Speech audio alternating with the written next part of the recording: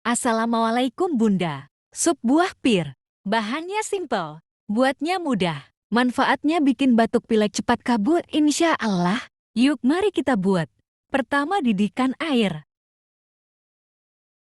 Lalu masukkan irisan jahe, kayu manis, cengkeh, buah pir yang sudah dipotong dadu. Biarkan mendidih selama 10 menit. Sajikan hangat.